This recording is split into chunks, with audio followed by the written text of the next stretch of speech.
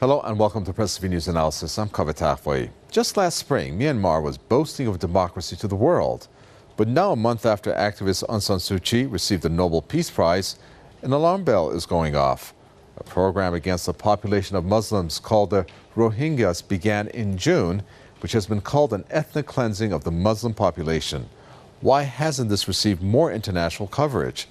Certainly, Myanmar has become an example of democracy, as deemed recently by the United States, the European Union and Canada. On this news analysis, we will examine why the Rohingya Muslims, as they are called, are facing this fate, as Myanmar's President Thein Sein says Rohingya Muslims must be expelled from the country and sent to refugee camps run by the United Nations, who have in turn refused them. Their country rejects them. No other country wants them. This is the plight of nearly 800,000 Rohingya Muslims in Myanmar. And to add insult to injury, Myanmar's president has come up with a new solution. Thein Sein says Rohingya Muslims must be expelled and sent to refugee camps run by the United Nations. He has even topped his last solution with deportation as the ultimate solution. But where to go? Large groups of Rohingya Muslims have already sailed to neighboring Bangladesh, with many dying in the exodus. The Bangladeshi government considers them illegal migrants and deports them. And the UN Refugee Center says it will not help Rohingya Muslims, as it is not interested in creating more refugees. Last month, at least 80 people were killed in ethnic clashes in western Rakhine. The violence erupted following the rape and killing late May of a Buddhist woman. The police reportedly detained 3 Muslims. Cruelty towards the Rohingyas is nothing new. They have faced torture, neglect and repression in the Buddhist majority land since it achieved independence in 1948. But why are they mistreated? And given this sort of treatment is for 2 reasons. One is the fact that on the racist sort of concept, these are not the same race as the race of Burmese. And on the second part, they're actually Muslim, and they're being targeted for both of those reasons. According to Amnesty International and Human Rights Watch, state security forces have destroyed thousands of their homes and conducted mass arrests of Muslims. Some analysts believe a state-supported ethnic cleansing is underway in Myanmar. We are seeing sort of the same thing that happened in Bosnia. I mean, only a couple of days ago was the anniversary of Srebrenica, and we are seeing the same policies now being implemented, not in Europe now, but in Burma. Strangely enough, the country's democratic icon and Nobel Peace Laureate Aung San Suu Kyi has also failed to speak out against the atrocities. So what can be done to ease the sufferings of Rohingya Muslims? Some analysts believe the least possible is to pile pressure on Myanmar's rulers to settle the even uglier side of its domestic policies. We need to put pressure on this new government, which is going around and promoting itself as democratic and a government that is based on empowering of its own people to, first of all, recognize all its citizens, including Rohingyas, and then stop the military in implementing this ethnic cleansing. Let's talk about this with our guests. Let me introduce some author and Islamic studies expert. Kevin Barrett joins us from Madison. We have professor at the Shahid Zulfikar Ali Bhutto Institute of Science and Technology, Ghulam Taghi Bangash, joining us from Islamabad. And spokesman of the Islamic Human Rights Commission, Raza Kazim, joins us from London. Gentlemen, welcome. Professor Bangash, let me first start with you. Perhaps you can give us a history fact check. Who are the Rohingya Muslims, since perhaps many are not aware of them? And if you could tell us about their past, and also the fact that they have been marginalized for some time now. Yes, they actually, historically, they belong to 3 different countries. Some came from China, some from very old times from Bangladesh, and some from another third country, but that is history. And now the stand is such that you see they are being eliminated. This ethnic cleansing is absolutely an international tragedy. And actually this has been going on for the last 30 years, but nobody knew about it. The persecution was there, but it was not of such a huge scale as it is now. And now the problem is that the government says that these people do not belong to Myanmar. And this is something which is not acceptable. And it is an international tragedy. It is something that those people belong to Myanmar. And Bangladesh, they say that they are Bangladeshis. This is absolutely incorrect. A part of them were Bangladeshis in the sense that, well, they were not Bangladeshis, but Pakistanis in the real sense when we go back to history. Before the independence of Myanmar in 1948. So this is absolutely incorrect that they are outsiders, that they must be thrown out. This is ethnic cleansing, and the Myanmar government is lucky in the sense that the Muslim world, majority of the Muslim peoples around the globe do not know about this tragedy. You see, we in Pakistan, for example, have always respected and always, you see, treasured. We feel proud of the Buddhist traditions in Pakistan. Right here, you know, in the suburban area of Islamabad, we have a huge, you see, Buddhist civilization monasteries, and all Buddhists are welcome to Pakistan, and every year, you know, people from around the Buddhist world come here. But this is very strange. It's a paradox for me to know that the Buddhists who were historically so peaceful people, they were non-violent. Most of their history is so non-violent. And now suddenly this is a huge shock. It's a catastrophe, and not owning them, that is the government. And even this Nobel Prize winner, the lady is so criminally silent about the problems of this minority in Myanmar. And this is not acceptable.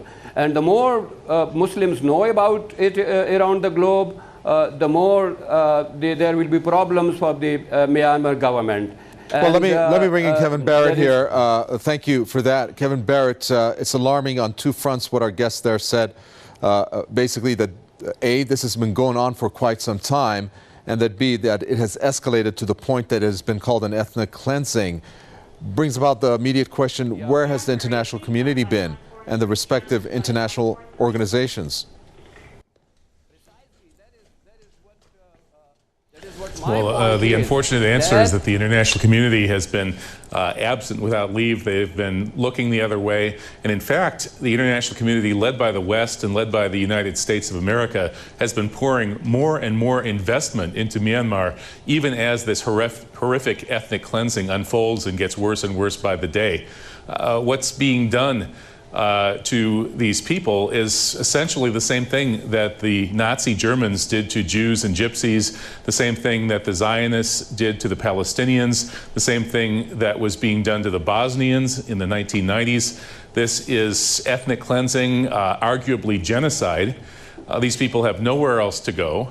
And the idea that a modern government today can say that people who've been living in that country for centuries are not citizens because they have the wrong religion or the wrong ethnicity is a catastrophe. If that's allowed to stand, and if other countries begin trying to throw out groups of people who've been living in their countries for centuries because they're the wrong religion or ethnicity, the whole planet would collapse into an orgy of bloodshed and violence and ethnic cleansing and genocide, and that cannot be allowed to happen. So we need to wake up the world to this situation, and we need to get the human rights groups involved, and we need to get the Islamic world involved, because these are our Muslim brothers and sisters who are being ruthlessly persecuted. There have been thousands killed. There have been dozens and dozens of mosques burned down. There have been many thousands of houses burned down. And corpses are washing up in the river at the border of Bangladesh every day, and yet the world does nothing. And we're looking at about 1.5 million, roughly, of these Muslims that has been ordered by the president of Myanmar to be sent to refugee camps. Raza Kazim, this is a severe decision by the President Thein Sein, isn't it? It is quite a shocking decision, and again I would like to reiterate that what the silence of Aung San Suu Kyi is quite deafening. and quite problematic that considering that she's going around promoting herself and being promoted as the beacon of democracy, that she has been so silent on this particular issue. And it is worrying that what kind of a democracy and what kind of a world Myanmar is going to become. And also with regards to this, I understand that you had the ambassador of Bangladesh to Britain earlier on, and he was saying that a lot of these people who are being turned away at the borders of Bangladesh are those that are criminals and terrorists and so on and so forth. We've heard this kind of language before, and on the other hand, they're talking about this idea that if they're taken into Bangladesh, that this will encourage the ethnic cleansing to actually take place. And I think it is shocking that at a time when the attacks on the Rohingya Muslim community have gone up significantly, that this is something that is continuing. And I would beg to differ slightly with one of my earlier guests. This is something that isn't new. You know, the attacks, you know, date back to, you know, have been dated back to the 18th century. And this kind of tension and this kind of the attacks on the Rohingya Muslims have been going on for some time. And we need to remember that a lot of these people have actually had no kind of arms or any way of resisting the oppression that's being meted out to them. You know, whereas in Palestine, for example, you've got the situation that people have got a means of resisting with arms the Israeli occupation and the Israeli barrage. This is something that is not an option that's available to these Rohingya Muslims, and they are, you know, in some senses a sitting duck.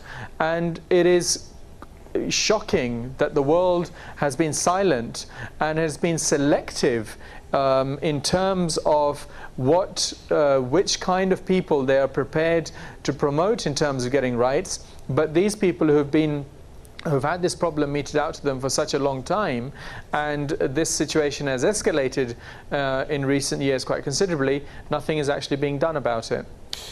Professor Bangash, every fact that not only you have presented, but our previous two guests have presented brings up the simple question, why? Why has this happened? Why has this been going on for such time? And why, for example, doesn't the UN want to accept them? Isn't this their job? It's odd for them not to want to serve these refugees, for example, and in addition, not to put efforts as to accommodate them otherwise. I mean, it just seems very strange, the whole situation, and then for example, the UN to react this way. Yes. You see, the problem is that Southeast Asia is becoming much more conspicuous on the economic map for the United States of America. The Americans actually want to coax them, not only Myanmar, but the other countries, that is Vietnam, Cambodia, Laos, all these countries, so that they do not have better relations with People's Republic of China. So that is a part of the problem. And recently, the American Secretary of State has, you see, the sanction issue, you know, it's, they should have rather strengthened the sanctions against Myanmar until this problem should be solved. But they are not doing that. They want to have, that is, the Americans want to have more, better military ties with the government, which the international and you know, the journalist community, including your good self, very much know that the election was not fair. Of course, there are internal problems, other problems that is which contribute. That is, the country, the system is actually antiquated. It is very old, including the banking system and the labor community, the economic, you see, and then isolation, and all those added to the miseries of the different communities in Myanmar, including Buddhists and the Muslims. But this does not mean, you see, that one should be so criminally silent about the plight of this ethnic cleansing. Now the situation is that you see more and more people, because the journalist community, although it is not as free as it should be, but now at least they can write, although they are punished, and several cases have been lodged against them in the courts, but still now the situation for the journalist community is better in Myanmar. So in coming days, what I can predict is that more and more Muslims around the world will know about this, and the situation can become very grave for us in Pakistan if the Pakistani public knows about all this. So there will be problems for Myanmar, and there will be problem for, because that is something which we do not want. Right. Because well, we have... since we're running quickly out of time, I've got to bring in Kevin Barrett here. Kevin Barrett, you mentioned the United States. Other guests also mentioned that. Is there agenda by the United States here? It is kind of odd, isn't it? Secretary Clinton, from what I have understood, has not made any references to this. But a lot of hype about Wall Street companies investing in Myanmar. IMF is going to set up an office there. What is going on here? Why is there not a mention on this? Well, that's a great question. As the other guest said, this problem has been going on for centuries, but it hasn't happened before that the president has stood up and said that these people are not citizens and never can be citizens. That's an outrageous statement. It's an unacceptable statement, and one would think that the leaders of all nations that claim to care about human rights would stand up and say that's unacceptable. You can't do that. We're going to put on sanctions if you're going to be running your country that way. And unfortunately, it doesn't sound like there's been any such message delivered to Myanmar. On the contrary, the American authorities, led by Hillary Clinton, these folks are just running around the globe trying to be bigger and bigger hypocrites every day, it seems, preaching about human rights out of one side of their mouths. And then, when it's inconvenient to their geostrategic goals or their pocketbooks, keeping quiet in situations that are vastly worse than the places that they're preaching about. So it's a very sad situation, and I think it really shows the need for Muslims to take the lead in human rights. Muslims are we're in the lead in being persecuted all over the world. As Samuel Huntington said, the Islamic world has bloody borders, and that's because the non-Muslim world on the borders of the Muslim world is pillaging the Muslim world because the Muslim world is so weak. And in that situation, we need to get our act together in communications and journalism and human rights, and wage jihad by the tongue for all human rights, not only human rights of persecuted Muslims, but we should be taking the human rights lead in all areas of human rights because the Western powers are forfeiting that, and we may as well move into the vacuum. Raza Kazim, Western powers are forfeiting that. That's what our guest said. And we have mentioned the United States. There are people that are being washed ashore, dead, because they're trying to cross the border, talking about close to 1.5 million Muslims. Does the United States think they could just turn the other way as they're parading around the globe, as our guest mentioned there, trying to get investment going into this country? I mean, is this what the U.S. is going to do? I mean, there's got to be another way for this situation to be dealt with by the U.S. and by the EU, not to mention Canada, who have entertained Myanmar recently. I think one of the things that we need to remember is 3 days ago was the anniversary of the Srebrenica massacre, and at that time this is precisely what was done, where the NATO forces actually looked the other way and the Dutch forces actually sent the men and the boys out to be killed and so on at Srebrenica. And I think it's something that we need to remember, that the Western powers, in terms of NATO, in terms of what America has done, etc., have done this before, and is something that quite capable of doing again for their interests, as has already been pointed out. And I think we need to remember that there needs to be quite clear-cut ideas about how we're going to actually raise the profile of what's actually going on, so that we're not just appealing to the conscience of the Muslim countries and or the Muslim governments, because many Muslim governments are in the pockets of the Americans and so on. And what we need to actually look at is reach beyond that to the Muslim people.